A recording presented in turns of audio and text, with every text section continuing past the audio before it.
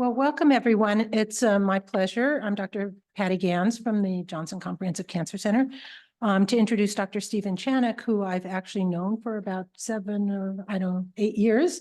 When I was editor-in-chief of the Journal of the National Cancer Institute, he was one of my associate editors and gave me quick schooling in some of the politics that his division works in. But anyway, it's a pleasure to have him here.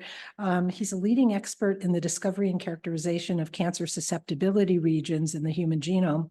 He's received numerous awards for his scientific contributions to our understanding of common inherited genetic variants associated with cancer risk and outcomes, including the Niehaus Southworth Wessenbach Award in Clinical Cancer Genetics, the Jeffrey M. Trent Lecture, and the AACR American Cancer Society Award for Research Excellence in Cancer Epidemiology and Prevention. He is an elected member of the Society of Pediatric Research, the Association of American Physicians, and the American Epidemiological Society, and is a fellow of the Academy of the AACR. Dr. Chanock is a pediatrician. He trained at Harvard Medical School in Boston, and in 1983 completed clinical training in pediatrics, pediatric infectious diseases, and pediatric hematology oncology, all at Boston Children's and Dana-Farber.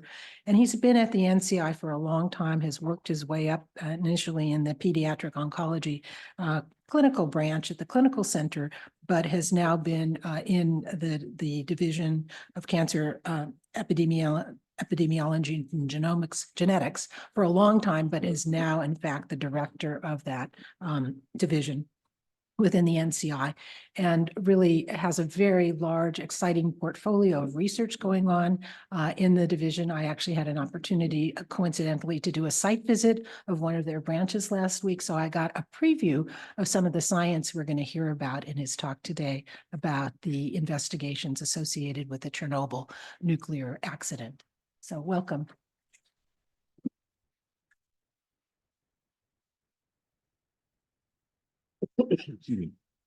Thank you, Patty, and thank you for the kind invitation. It's indeed a pleasure to be here, and particularly to see many wonderful friends and also have an opportunity to meet new people here.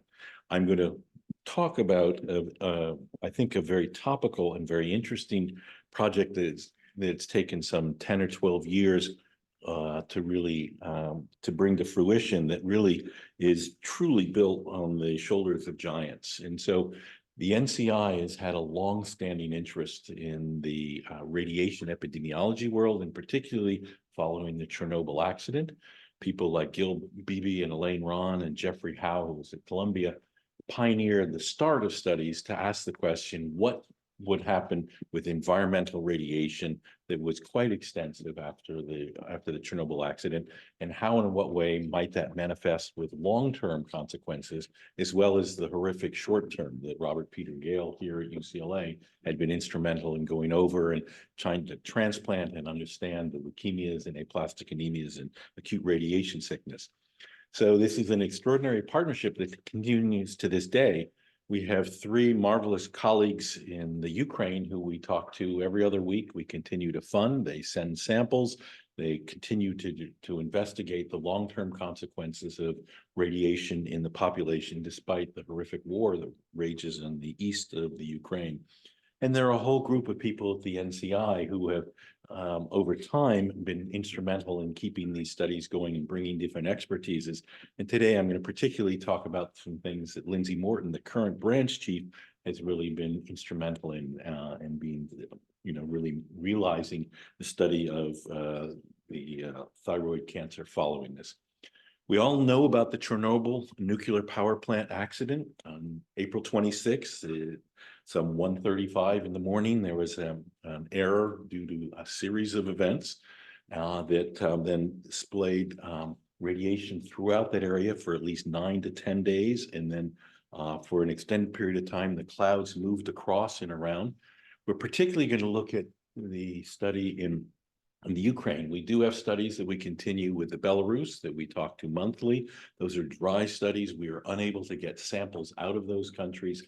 And long before the war, just given the politics, they've been unwilling to share materials with us for the last 20 years. And certainly there are Russian experts who we continue to talk to sometimes despite the protests of the State Department, because they have scientific expertise that's crucial. And to us, these questions go above political boundaries and political differences. And so I say that with, I think, real passion and commitment to addressing the questions that we can learn from this terrible accident. You will notice that Chernobyl is spelled with an O, and that's the Ukrainian way of doing it. And in the last 2 years, we've had to convert all our websites and activities over really in support of our Ukrainian colleagues. So you'll see in most of the figures, our paper in Science in 2021 was Chernobyl with an E, and now our subsequent papers that are coming out in the next couple of weeks, here's some of the data on those, and more that we're writing are with the Ukrainian spelling. For the Ukrainian studies, for the Belarusian studies, it's with the E. So politics are, I live in Washington, D.C., is just, it's the sport, there's the front page, and then you look at the sports page, and, your teams are up and down. Same sorts of things are going on in politics around the world. But the key thing that really came out of the study was that we've been involved in is asking the question, in the contaminated region, what kinds of cancers have come up? We knew that thyroid cancer was a sensitive cancer, particularly to radiation, but we could see in the furthest panel on your right, that indeed children who were youngest, the younger ones who were exposed had much higher rates of developing thyroid cancer. And then that would come off over a period of time. So this is really important information that's been confirmed when we look at individuals who've received external beam radiation and also the atomic bomb survivors. We have in parallel been big part of the RERF in Hiroshima, studying survivors of the atomic blasts in Nagasaki and Hiroshima, and seeing the same phenomena for a long-term consequence. Thyroid cancer appears to be the most important cancer for those individuals who have not had such high doses that they develop leukemia, aplastic anemia, or acute radiation sickness per se. So we know that ionizing radiation is a class 1 IR carcinogen. It's an established risk factor, as I mentioned, for leukemia in the acute setting and thyroid, particularly age-related. Animal studies have shown that there are double-stranded breakages, and there's sort of a clean-cut damage sort of shibboleth that's been established that there are probably 20 events per 1 gray of exposure. And how that exposure is given, and it's very important that it modulates that number slightly. But how does it actually cause cancer in humans? And can this have therapeutic implications? That's the subject of the first part of my talk now for the next 35 minutes or so. We know about papillary thyroid cancer, which has a much higher incidence in women than in men, basically 3 to 4 to 1 in the sporadic form. And certainly when we even look at the survivors, particularly of childhood cancer who received external beam radiation, there is a proclivity of women over men, but not by as much per se. There's about a 95% survivalship there, and it's a cancer of young adults, as we know. It's highly differentiated. The mutational burden is higher the older the patient, and I'll come back to this because it's really a very interesting conundrum that we see. And the mutational analyses in the past have really focused on 2 genes, the BRAF with the BRAF 600 VDE and the TERT promoters. And some have argued that these are important for therapeutic decisions in adults. But as we see in children, these are really not important for therapeutics. So the Cancer Genome Atlas published in 2014, one of its 18 different landscape analyses of some 490 cases. This is the commute plot that puts all the data in one place. But I would like to just point your attention to 2 things. The point mutations that are drivers were found in about 75% of the cases in the adult setting. Now, they did exome sequencing, not whole genome sequencing. They did RNA sequencing, and they found a very high predominance of BRAF 600 VEs, as you see here, almost 60% and another 10% in the 3 RAS genes. They saw a small but real fraction of individuals with particularly fusions that involved RET or other MAP kinase genes. And then for copy number, chromosome 22, which I'll come back to, they thought it was perhaps a driver. We don't think that, and I'm going to show you some data on that. What is also important to recognize is just how this group of 25% that they couldn't explain in the adults may be very different in telling us that the disease has a spectrum of mutational drivers and etiologic causes that are quite different from the younger group to the older group, okay? So what do we know about exposures and somatic mutations? Well, from all the big, landscape analyses of Target on pediatrics, ICGC International, and the Cancer Genome Atlas run out of NIH with NCI and NHGRI, we know a lot about the specific drivers, and many of them are sort of forensic, like in, Law and Order. They are telling you what happened in the past, but not necessarily how that happened, because there's very little information on the exposure. And so it's very incomplete in being able to work backwards, much less to go forward for the clinical. This was a bias. Each of these are bias studies where they needed large hunks of tumors to be able to sequence. And so we have to be very careful not reading too much clinically into those, okay? Mutational signatures are very topical right now, are forensic tools that allow us to ask what's an endogenous process, what's gone wrong internally in the body versus exogenously when people smoke or have UV light or take certain, or are exposed to certain chemicals. We clearly can see those particular footprints in cancers. And then that helps us to map where there's certain exposures. But in this day and age, in 2024, to the younger people in this audience, I would say you should never do a cancer genome without knowing information about where it came from, what's exposed, and what happens to it next. We are past that point of just wanting to know what the genetic picture looks like. We have to know the epidemiologic picture, and we have to know the clinical picture. So this is what I'm going to now present is a study where we know exquisitely all of the epidemiologic information, the radiation exposure, and all 440 individuals who developed this. So we know in April 26th, the radiation was spewed. Here in Chernobyl, particularly, there was contamination of the fields.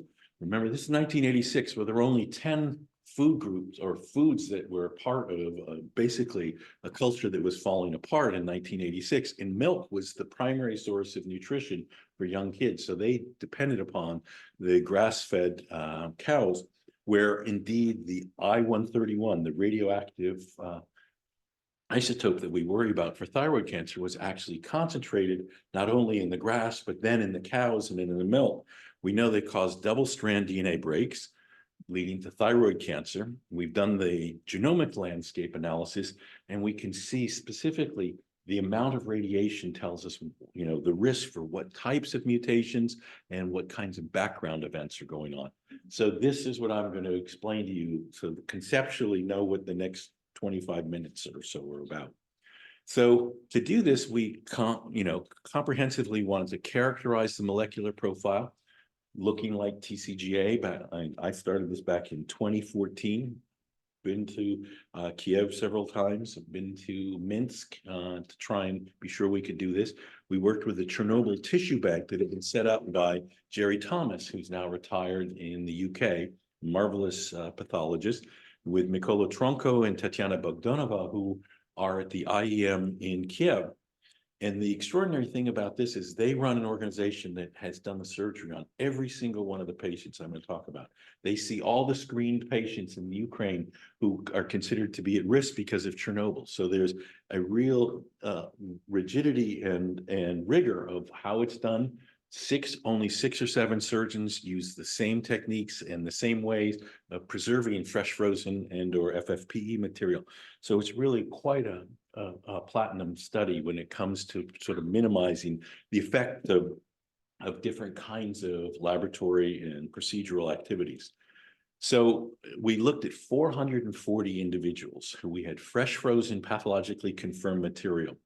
We were able to do a whole genome sequence and get 374 of them to work and meet certain criteria. The RNA sequencing and methylation was on the full 440. And in about 230, we had triads where we had tissue from the other side of the thyroid that was taken out that was irradiated but not cancerous. And then we had blood, and then we have the tumor itself, which really gives us a remarkable opportunity to try and understand the effect of radiation itself. So we know that we had 81 children who were born 9 months or more after the event who develop thyroid cancer, because there is a steady, slow background rate of thyroid cancer in children that goes on worldwide. And this looks to be no different than what we see in the United States in terms of the incidence using SEER and other kinds of data resources and Globocan. We have 359 that we had whole genome sequencing and all the other accoutrements of genomic orthogonal analyses to look at this, and had a mean dose of 250 milligrams. This is a relatively low dose, but an important one. We know that there is a question of causing cancer, and the issue is how linear is that when you get to the lower level? This has real implications because, as we know, individuals who have CAT scans over and over have increased risks of developing particular cancers, whether it's leukemia, brain tumors, thyroid, and the like. And so trying to understand this in particularly a vulnerable age is a critical issue. So there's this extensive literature that we know of with animals and ex vivo studies, both published. And since we published our work, we've learned a lot more from the military who have not published, but they come ask us questions, but they won't show us what they have, but their questions tell us what they know. So we learned it's sort of an odd circumstance, because as a scientist, you believe and you put credence in things that are in PubMed, that are peer reviewed. And when people tell you things, you say, I don't know. But with the military, you gotta relax that paradigm, because indeed the only way you can find out what they know is by the questions that they ask you. And so that's been quite revealing. So here we know that I-131 has a half-life of only 8 days or so.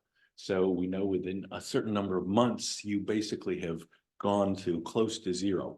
And so the exposure is slow and extended. This is different than like the hyperfractionated, external beam radiation that's given to many children with brain tumors, or in the past for leukemia prophylaxis and the like. And we infer that there's disrupted DNA repair mechanism, but we're able to look at the genomic landscape, and I'll come back to that and really understand it. So here is our commute plot, okay? Like you saw with TCGA, these are complex. They tell you how many mutations, what the types of mutations and the signatures, whether they're structural variants, whether they're microsatellites, the mutational drivers of whether they're point mutations or whether they're fusions. And what's interesting is you'll never see a commute plot like this published so far, where it's organized on the basis of an exposure, as opposed to just saying all of the ovarian cancers, all the breast cancers that we've analyzed. People line them up and don't really make the case of what is the exposure and how do we understand by organizing that. Even in smoking, this is not really done. And what you see here is when you go from unexposed to being highly exposed, you see a major shift from point mutations to fusions. And this is really quite striking. And I'm going to show you the sort of the quantitative aspect of that in a minute. So we did these very extensive genomic landscape analysis where we had 68 variables that we set up in tables, and we could do logistic regression analyses, putting radiation and age and sex into the models, as opposed to just saying we're matching. So there's a degree of rigor that's really not seen in most of the genomic studies. We did this in collaboration with Chip Stewart and Gadi Getz at the Broad, and certainly a number of wonderful people who've been at the NCI. Some are still with us and some have moved on. And we modeled this with some of our best radiation epidemiologists and statisticians, and taking the tools that have been built to be able to look at this and say, all right, how do we do this? So the first thing we do is say, all right, we've sequenced these 440. What is, or 359 for the actual whole genome sequencing, what's the background mutational rate? And it turns out that the Chernobyl thyroid is very low, actually lower than the adult by almost a half an order of magnitude, and 3 orders of magnitude less than smoking and UV light driven. The melanomas, which are driven by external things such as tobacco smoke and UV light, that are causing lots and lots of damages to tissue. They don't necessarily lead to directly the cancer, but are giving you background levels. These are very quiet tumors at the level of pediatric cancer. I mean, this is really a pediatric developmental cancer, and it's the sort of the vulnerability that's so crucial in our mind. And all of the, just about all of the driver mutations fit in just the MAP kinase pathway, involving BRAF and involving RET and involving basically NTKR. This is really quite striking, as you'll see on the next level here. We were able to explain 98% of the cancers, unlike 75% in the adult, and 93% of them are in MAP kinase. So this is immediately pointing us towards something about the developing thyroid. There's a vulnerability, whether it's pre, peri, or post adolescence and puberty. It's really crucial because many of these mutations are seen like BRAF in adult pancreatic cancer in adults, colon cancer and in adult melanoma, but are not considered to be solitary drivers. They would need 2 or 3 other events to be driving those cancers. But here, it's really parsimonious. That's the only driver that we see in this setting. And it drives the picture of the transcriptome as well as the methylome, which I'll show you a little bit later.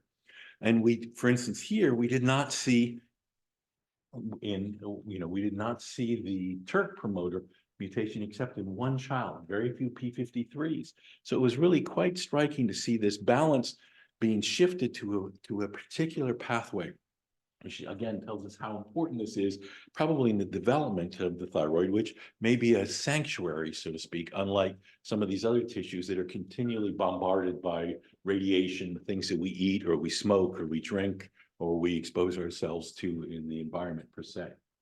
So what we did is we then used this to do linear regression analysis and see that in clonal events where we could see age is a part of the factor, but the radiation is very important. And this is a graph showing the excess odds ratio. So if you expect a certain number, how many are above that? Okay, above 1 means, that there are more cases per se. And as we had more and more radiation, we could see a very strong effect and actually estimate what this really looks like per 100 milligray per se for developing the driver mutations we think that are very important, i.e. the fusions, okay?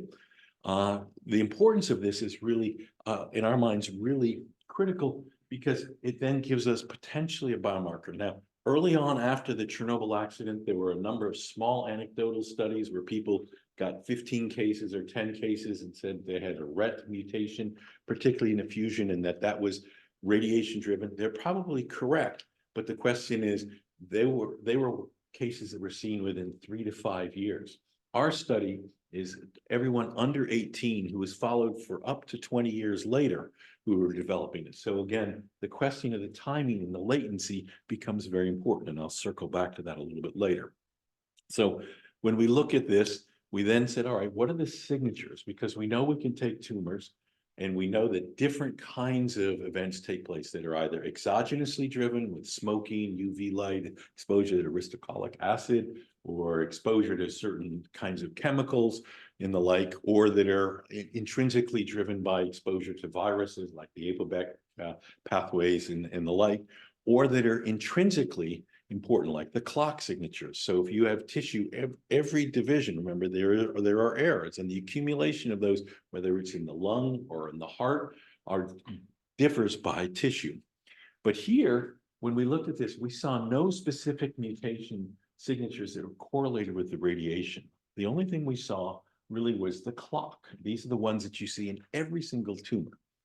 And, it's my supposition, but I can't prove this yet, that the clock may be partly driven by the ambient alpha radiation that all of us are bathed with. At all times, we see a certain amount of radiation. When you go to Denver or you go into the Himalayas, you increase your amount of radiation, and certainly pilots and flight attendants have much greater radiation exposure. And we've proposed studying some of them, asking this question: do they have faster or higher rates of sort of the clock mutation accumulation? It's really a forensic indication of the past. There's a little bit of APOBEC, but we don't really see that in the pediatric setting. But what was striking was when we went to the second version of this sort of cosmic approach of catalog, of looking at the sequence around where events take place for small deletions. So a 1, 2, or 4 or 5 bases, this what's called ID8 signature jumped up off the page. It's generally very, very quiet. But when we look at this, and particularly go ahead and use this, sorry, somehow I lost the slide. from here of, again, doing this against radiation, you can see that this is very, very important. So we know that this is a key to start to understand DNA double-strand break repair mechanisms. We know about non-homologous and alternative end joining and single strand. I mean, there are different ways that this happens. And we've known quite a bit about radiation in animal models and in cell lines about NHHA. But we then wanted to say, all right, can we see this in the tumors themselves, where we have complete genome sequence, we have fusions, and we can go look at particular patterns? And that's exactly what we did, where we could see that there were 5 base pair deletions were enriched for end joining mechanisms, and the amount of microhomology, in other words, the events right at the site of where those cuts are taking place, you can tell by what that microhomology, whether it's most likely a non-homologous end joining or one of the all end joining and going to the other kinds of DNA repair, we could clearly see a very strong relationship there. And I'll show you that when we looked at each of the fusion drivers that I told you, the 176, we could go look at the DNA and see exactly where it took place and look at the DNA on either side and analyze for CPG in various contexts. We didn't see anything that told us why those events took place there in terms of a line, one element or something that is topical in other adult cancers. But here, when we looked at these, we specifically could see that most of the cuts were less than 20 base pairs of intervening loss. And when they were less than 4 bases, they had loss or gain. They were enriched for NHEJ, and we saw the microhomology on top of that I mentioned that. So we were able to really ask this question, what do those cuts look like in human tissue? And we could see it's NHEJ, NHEJ, NHEJ, and the vast majority. And when we went and looked at these again in a logistic regression, because we knew exactly the radiation exposure in each of these individuals, we could adjust for age, for sex, and latency, we could see that the excess odds ratio certainly goes up with radiation exposure. So this, to us, this is a really, for the first time, really being able to show in human tumors, not in cell lines, the importance of the non-homologous end joining activity. So where those cuts take place, now they happen throughout the genome, but why in MAP kinase genes? Why particularly in the Rett do you get those things put together? And so that's a current question that we want to look at in normal or the non-tumor tissue, asking the question in its background per se.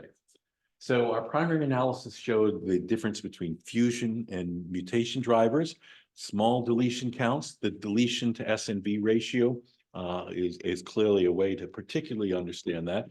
And the indel signature 8 is by far the strongest, and that they're simple balanced SVs. Whereas if you go to about 50% of the pediatric sarcomas, they're complex. They involve 3 or 4 different parts of the genome being woven together. Here, they're very clean cuts those are the ones we think are most likely radiation driven.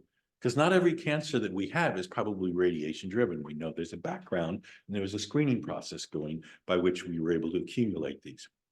So we could not see double strand, or we could not see single strand or SNVs that were radiation dose related. And I'll come back to the other events with respect to methylomes and transcriptomes. And we know that the younger the age at exposure, the greater the likelihood of developing that fusion. So when we think about the radiation-associated molecular characteristics, we knew in 2016, Sam Bajati and Mike Stratton sequenced 12 tumors and saw deletions and inversions. There was a paper that came out in Nature Genetics around the same time as our science paper, where they looked at brain tumors that had recurrent gliomas and radiation, and they saw increased deletions and inversions, and particularly the ID8 was very, very strongly correlated. And we could see increased deletions, inversions, and translocations. Because remember, translocations are an important biomarker that in the nuclear regulatory industry, people that work there have their blood drawn regularly. And if they have certain translocations or rates of translocations that they didn't have before, that's considered, exceeding a certain level of radiation exposure, and that they have to be reassigned or not work in the power plant at that particular point. The methylation patterns in the Chernobyl thyroid cancer differed by the driver mutation, not the radiation exposure. So the BRAFs and the RAS look very different. So again, this parsimony of this single driver just takes over those cells, and the clonal expansion is very fast. and very particular. And similarly with the transcriptome, we could not in any way identify radiation as changing the transcriptome in any way, including some of this singular genes. There's a German institute that continues to promulgate this idea that CLIP2 expression, and it just so happens CLIP2 is next to a gene that I cloned and worked on 35 years ago, and it's got copy number issues that not always accounted for. But when we've looked at it, we don't see this as a single biomarker in any way. But be that as it may, you know, science is full of all sorts of controversies. When we looked at germline genetic variation, we did not see any of the known radiation syndromes having, you know, in the germline of the DNA. But interestingly enough, when we looked at the polygenic risk score for the known 12 reported thyroid cancer risk SNPs, it was really a question: was the genetic burden going to be related to sporadic or radiation enhancement? And it's an inverse relationship. The less the amount of radiation, the greater the likelihood of the sporadic PRS contributing to that disease. So in other words, we don't have yet a germline susceptibility package to be able to say, here is what we would think or worry about someone having radiation exposure going on and developing thyroid cancer. For that chromosome 22, it's the only common SCNA in our Chernobyl study. We've looked at this. We know that it's found in lots of other cancers, ovarian, breast, lung, and the like. The alterations are considered to be very important in many of those cancers. But here, the question was, what does it mean to lose most of that 22q? 86% of our cases had whole arm deletion of that. But we didn't see that per se as a driver, as being able to explain the disease.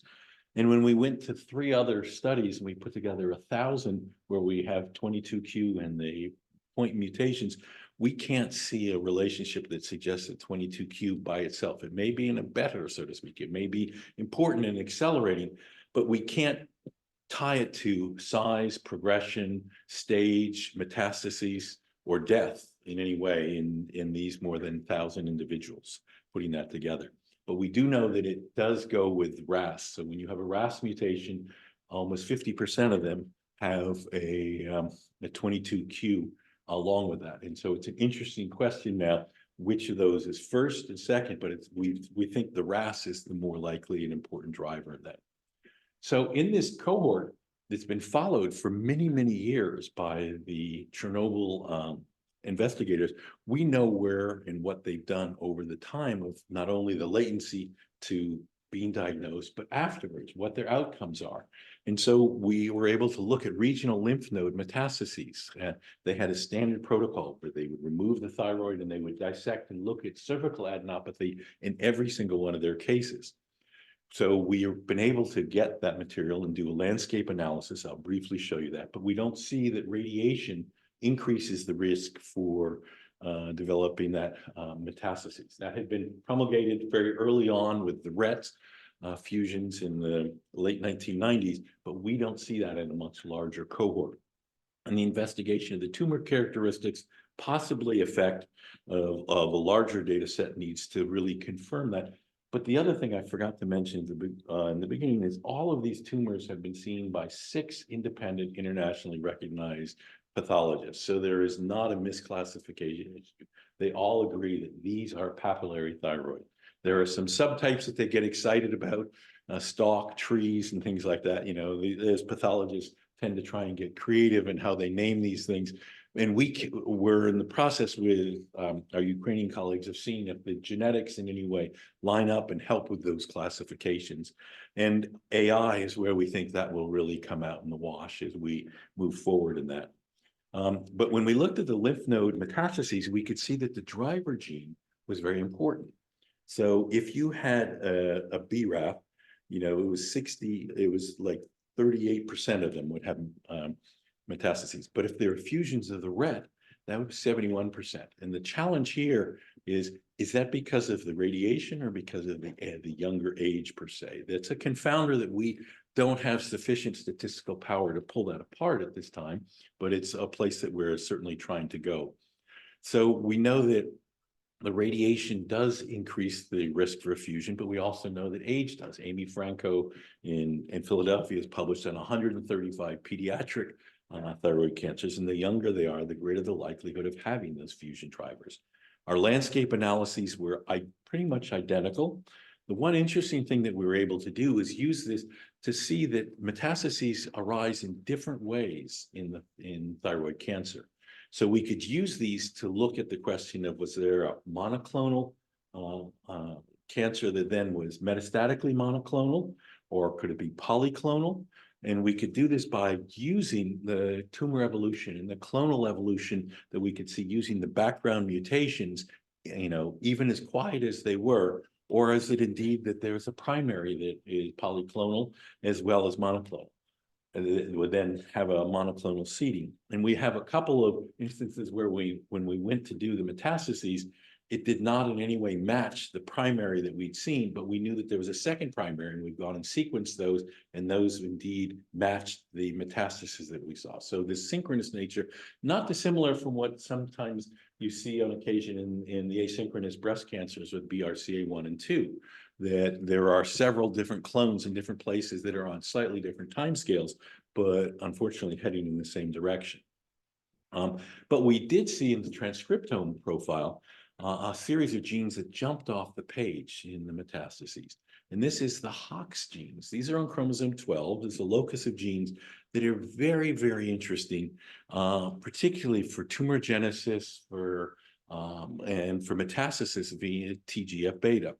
And this is a locus that if we were able to then adjust according to the different, co-adjusting, and see that the attenuation of the signal really focuses on HOXC10 as the most important gene. So there are a series of studies, and some of the embryologists are very excited because these are very important genes in development, but they hadn't been implicated necessarily in thyroid cancer.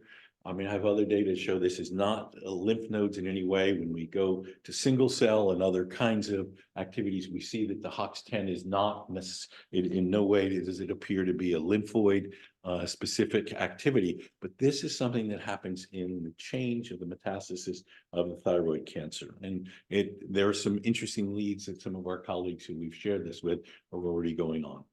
So is there a specific tumor caused by radiation? Of those 440, how do we sort out which ones were truly radiation exposed and which ones are not? That is an ongoing question when we use the point mutation versus fusions. And when we go to Japan and see that, for instance, in Fukushima now, after the accident in 2011, if they diagnose thyroid cancer in any child and they see a fusion, they say that that's a radiation event, and that they are entitled to certain social security kinds of treatment, like the individuals who were exposed after the atomic blast. Now, as noble as that is, I'm not sure scientifically that stands up yet.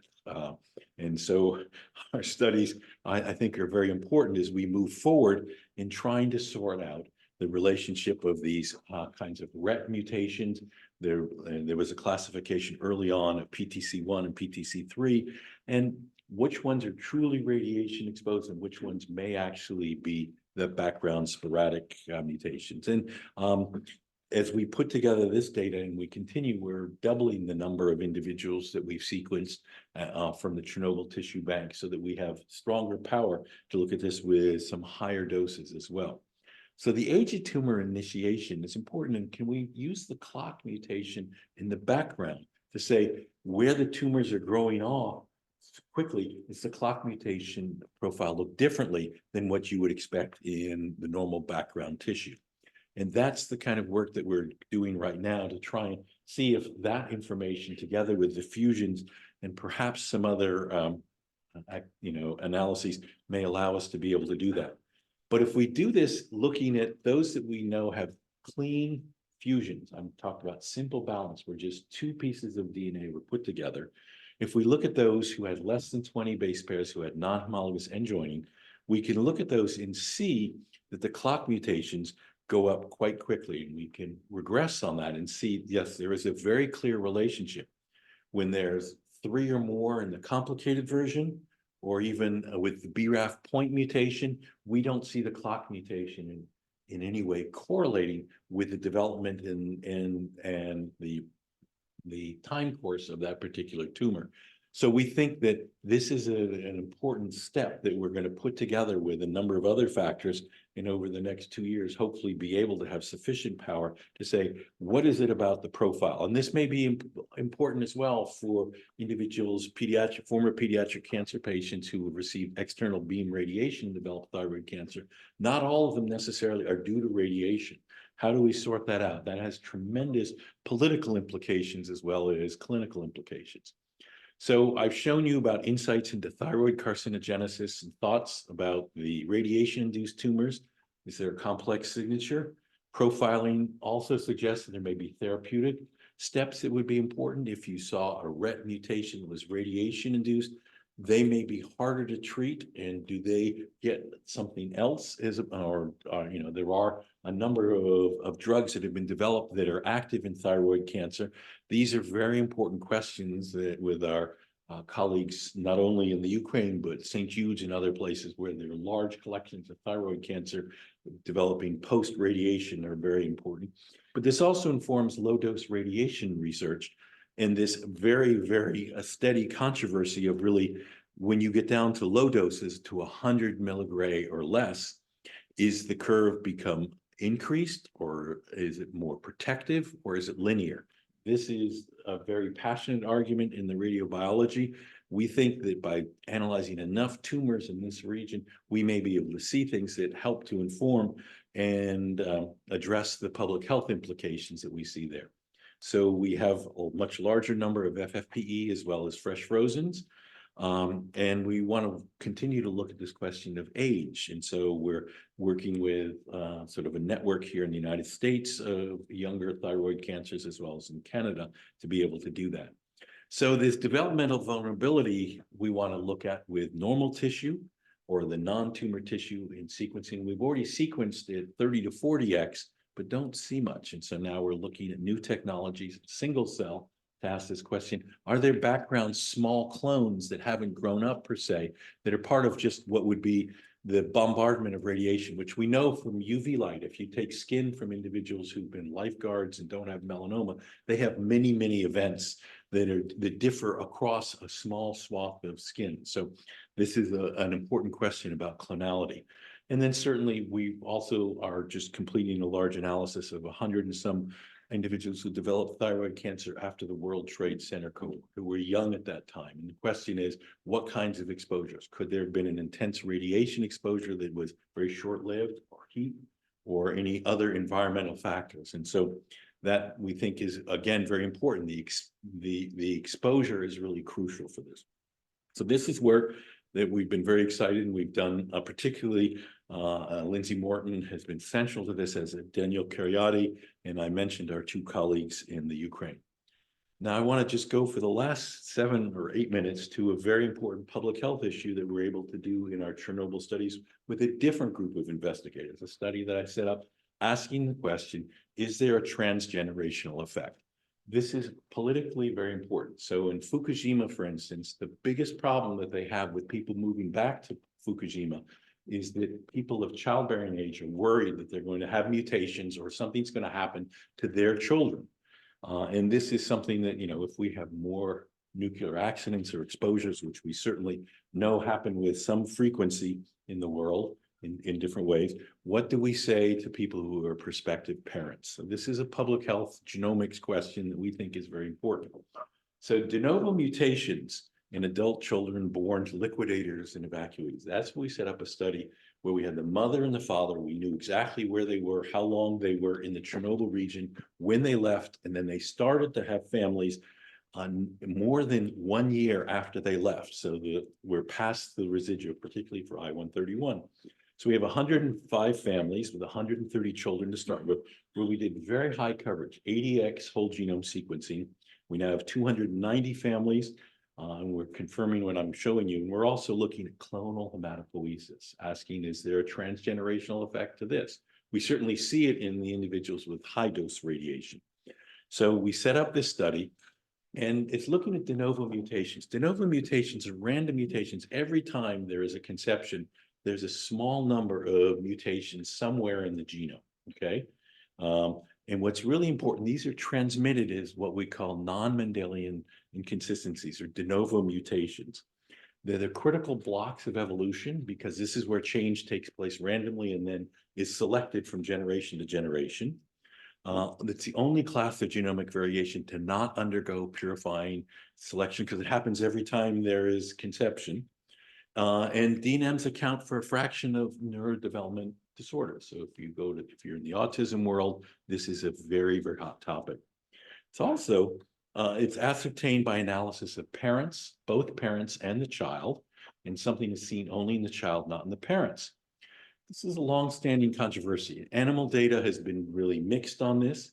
We know the evidence of double-strand breaks, particularly in NHEJ, and the structural and chromosomal events, where there's no real single base mutation, but the question is, what's in the background, okay? We don't test that in the nuclear workers.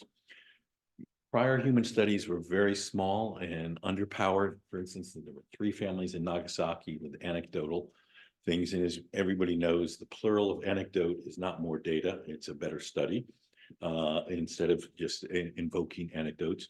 And the importance of de novo mutations is not only in autism, but in pediatric cancer. And so we know that age of the father more than the mother is an important influence for the risk for pediatric cancer. And this probably gets to pathogenic mutations occurring in families where the fathers are of older age, where we know that we can see that this happens with each year. There are 2 more mutations introduced per conception. If you look across now thousands of individuals that this has been analyzed in. So we analyze the mother and the father. We look at the child and we see the variant here, for instance, in the pink there, you can see it in the mother. So that's standard. Sometimes you don't see that, like the blue here, that's in the father, that's Mendelian inconsistency error. That can be due to sequencing issues or actually due to de novo mutations. And there are a series of filters. And what we did is we actually went and looked at every single one that was prospectively that. We had 2 blinded people who then agreed 98% of the time that this was indeed a de novo mutation and not a sequencing error responsible for that. So we could see here a very strong effect. The maternal age is just above significant, but the paternal age is very strong, 10 to the minus 15. So there's an estimate for each year of age from 26 to 27 to 28, you add 1.94 more, roughly 2 more events per age. And you can see that in the autism world, it's certainly seen this. When we looked at the radiation dose, we couldn't see that the radiation had any influence on this, either the maternal or paternal doses. Smoking history, which had been invoked in the past for autism, which is not really held up, we couldn't see in that setting either. When we looked at the types of mutations, they were exactly what we had seen in the Icelandic studies and the Virginia studies and other places from around the world that have been doing these kinds of studies. When we broke down by clusters, by insertions and deletions, microsatellites, and single nucleotide, there was no radiation effect. And these numbers looked similar to what we could see in the DECODE and in the Virginia study of some 6,000 families. So we then could estimate the parental origin with adjacent SNPs and see that the effect is seen in mothers. About 42% of the time we can do this, and the father's effect is clearly there in terms of age, but not in terms of radiation. Those are completely null.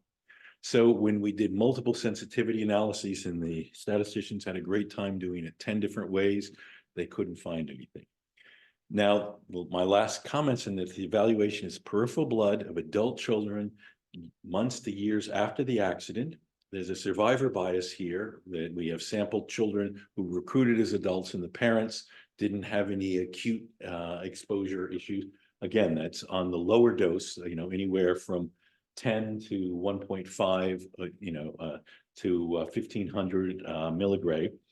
We can't really investigate the high doses because most of those individuals would be infertile and would not go on and have children. And we use short read sequencing. The risk of deleterious DNMs is very small, if at all. We have adequate power to identify substantive increases in DNMs in adult children, and we couldn't see that when we went to the epigenetic signatures. We don't see transgenerational changes. Unlike the BMI story with the Dutch after the starvation of the World War II, we don't see that in this level of radiation.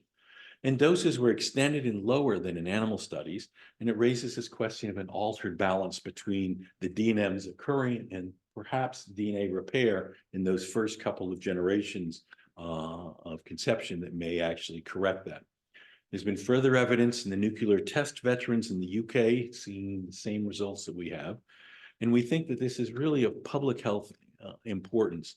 It's assurance. I've had many interviews with Japan at AACR and by television with Fukushima.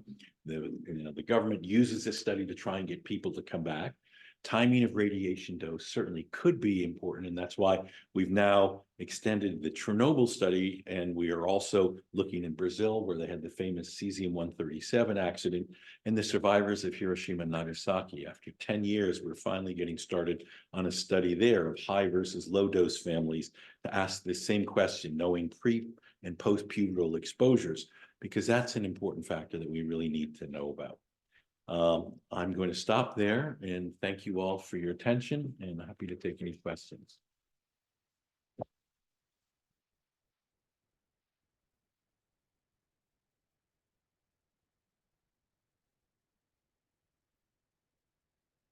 Concerning comparative studies with Fukushima, Mhm. the I-131 is targeting only the thyroid. Right. The radioactive material used in Fukushima, is it different, and what type of cancers are involved in comparative studies? Well, it's hard to say the comparative. We know that after the accident, like after Chernobyl, I-131 was one of the radioactive materials. Cesium, strontium, other things were in the area, but they weren't concentrated in the food chain like we saw with the milk, contaminated milk. If you go to Japan, there is a fair amount of I-131 in Fukushima. What's on the ground, is again not dissimilar from what was seen in Chernobyl. There's some that would argue and say, oh, we saw higher fractions of one or the other. Most of those are much longer, but they're at much lower levels. And the question is, how the level of ambient radiation level is 10 times lower than the average exposure that people had in Chernobyl, in Fukushima. So it's really a low dose question. The issue is, were people exposed to 150 milligray, 300, 350, 400 at most, is still a very active discussion depending on how you make those calculations. But you didn't have the population feeding the children the milk that was contaminated like you did in Chernobyl. And the other issue is that there's screening bias that we clearly know about that. If you look at screening in thyroid cancer in Korea, when they introduced it as a general background, they saw 13 times increase of thyroid nodules being picked up, most of which were adenomas and not papillary thyroid cancer. So after Fukushima, there's been extensive screening. And again, this question of, are the mutational profiles sufficiently precise to be able to say that this is a radiation event as opposed to what we know will occur in the background, as a sporadic. I actually had a question. What is the sex difference in the young onset thyroid cancer? Is it balanced there, or is it asymmetric again? It's asymmetric, but not as much as when you get to adolescence, and certainly when you get to young adults, it's 75% women and 25% men. The younger is more like 60-40 or so. And again, that's a bit of a discussion because we don't have great surveillance data on that in the same way that we do in older individuals. So I was just wondering if that's an endogenous risk factor in terms of the estrogen hormone, and no, we've talked to a number of people about this because it's so striking that you get these single mutations in a vulnerable organ and cancers take off that you don't see in older individuals. Even even in the TCGA, which tells us that there is a developmental vulnerability. And that's really the central question that we want to try and answer now with respect to thyroid cancer. And it has real implications for radiation, because we still can't separate whether it's purely radiation or radiation plus age. You know, in the age of exposure, we know from all the epidemiologic studies, which you know very well and been part of, clearly show if you're under 15, the curve jumps up. If you're over 15 and you're exposed, it's much lower risk for developing thyroid cancer.